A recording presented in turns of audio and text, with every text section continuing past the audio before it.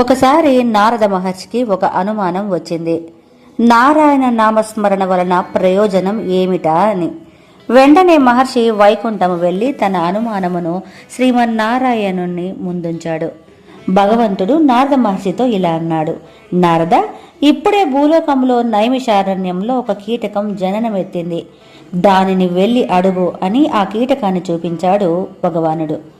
భగవంతుని ఆనతి మేరకు నారదుడు ఆ కీటకం దగ్గరికి వెళ్ళి నారాయణ నామస్మరణ వలన ప్రయోజనం ఏమిటని ప్రశ్నించింది. వెంటనే ఆ కీటకము గిలగిలా కొట్టుకొని చనిపోయింది.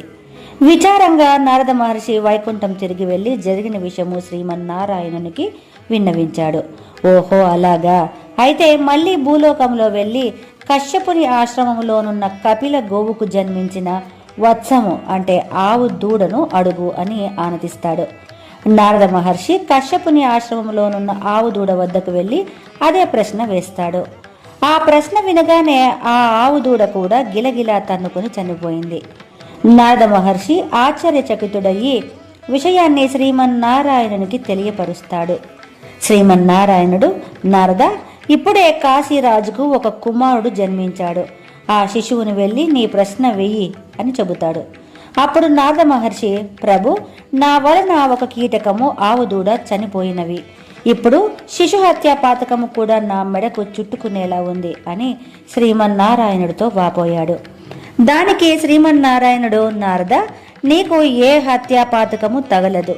ఆ శిశువు వద్దకు వెళ్ళి నీ అనుమానము నివృత్తి చేసుకో అని అభయమిస్తాడు.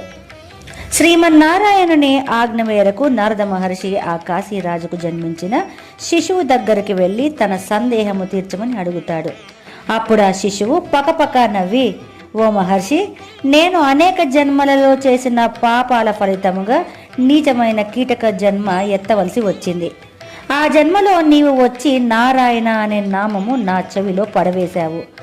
ఆ అతి పవిత్రమైన నామము నా చెవిన పడగానే నా జన్మ జన్మల పాపము నశించి పవిత్రమైన గోజన్మ వచ్చింది. ఆ జన్మలో కూడా నీవు వచ్చి మరలా ఆ అతి పవిత్రమైన నామము నాకు వినిపించావు. తక్షణమే ఆ పుణ్యఫలము అనుభవించి నిమిత్తము ఈ కాశీరాజుకు కుమారునిగా జన్మించాను. ఇంతకన్నా నారాయణ నామస్మరణ మహత్యము ఏమని చెప్పమంటావు ఓ మహర్షి అని ఆ శిశువు మరలా తన నరజన్మ అనుభవంలోకి వెళ్ళిపోయింది.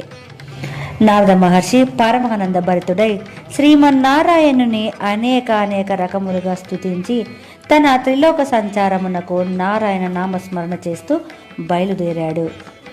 అందుకే నారాయణ నామాన్ని జపించడం ద్వారా సకల పాపాలు తొలగిపోతాయని, కోరికలు నెరవేరుతాయని, ఆధ్యాత్మిక ఉన్నతి కలుగుతుందని భక్తులు విశ్వసిస్తారు.